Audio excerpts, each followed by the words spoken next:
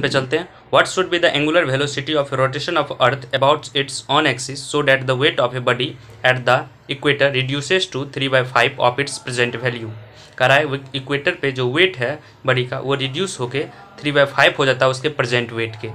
तो वहाँ पे कह रहा है आर का value radius of the earth दिया हुआ है, तो हमको क्या एंगुलर वेलोसिटी निकालना है ओमेगा। सबसे पहले हमको समझना होगा, एक मान लेते हैं ये अर्थ है, ठीक, अर्थ ले लिए, इसका ओमेगा से रोटेशन हो रहा है, ठीक, ओमेगा से रोटेट कर रहा है, ये हमारा इक्वेटर मान, ठीक है, इक्वेटर है, ये चारों बगल से इक्वेटर हो गया। ऐसे यहाँ पे तो ऐसे ओरिजिनल मास कितना होगा, ये रेडियस आर दिया हुआ है, अर्थ का रेडियस आर दिया हुआ है। उसके बाद इसका देखेंगे तो एम जी होता है, ऐसे वेट क्या होता है एम जी कह रहा है, एम जी जो हो गया 3/5 टाइम्स हो गया प्रेजेंट वेट का, 3/5 times of the present weight हो गया ये।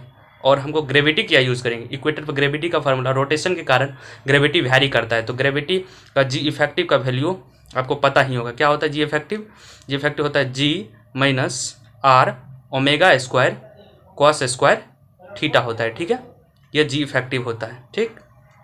अब मान लीजिए इक्वेटर पे थीटा का वैल्यू क्या होगा 0, तो g minus r omega square cos square 0 put कर देंगे यहाँ पे, तो क्या होगा g minus r omega square हो जाएगा, मतलब कॉस 0 का वैल्यू 1 होता है, तो g minus r omega square हो गया जी इफेक्टिव।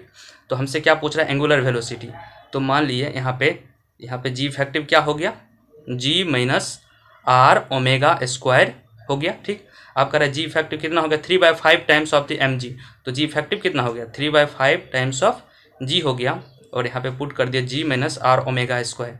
अब हम ओमेगा यहाँ से निकाल सकते हैं, तो आर ओमेगा स्क्वायर बराबर क्या होगा जी माइनस 3/5 टाइम्स ऑफ जी, ठीक है, और आराम से इसको कर सकते हैं, जी कॉमन ले लेते हैं, तो यहाँ से आ जाएगा 1 माइनस 3/5, यहाँ से जी माइनस 5 में 3 का 2/5 आ जाएगा, ठीक। यहाँ से आर ओमेगा स्क्वायर लिखते आ जाएंगे नीचे आर ओमेगा स्क्वायर, ठीक। अब ओमेगा स्क्वायर बराबर क्या होगा जी बाय आर को इधर ले जाएंगे 2/5 हो जाएगा, ठीक है, दिक्कत तो नहीं है इसमें।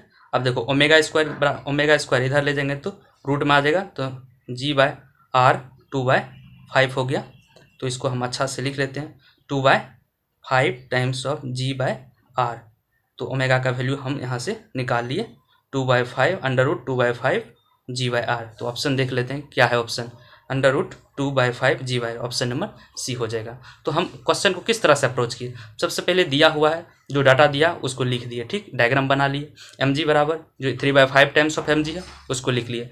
सबसे पहले देखिए जी इफेक्टिव कितना होता है इक्वेटर पे, जी इफेक्टिव होता है g minus r omega square cos square theta, हमको पता था ये जी जब रोटेशन होता है अर्थ का तो उसके कारण जी इफेक्टिव में वैरी होता है, उसका फार्मूला ये होता है, तो सबसे पहले ये लिखे।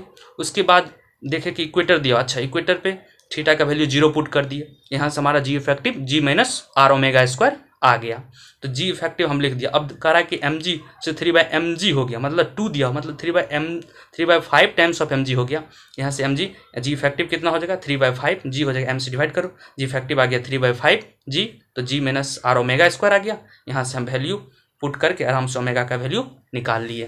तो हम क्वेश्चन को किस तरह से अप्रोच करते हैं, डाटा दिया हुआ उसको पहले लिखते हैं, उसके बाद क्या करते हैं उससे सोचते हैं कि हमको निकालना क्या है और क्या हमको डाटा दिया, दोनों को कंबाइन करके ये आगे बढ़ते हैं, अप्रोच लेते हैं। इसी तरह से हम कोई भी क्वेश्चन को अटेम्प्ट कर सकते हैं। This is the approach of solving any questions.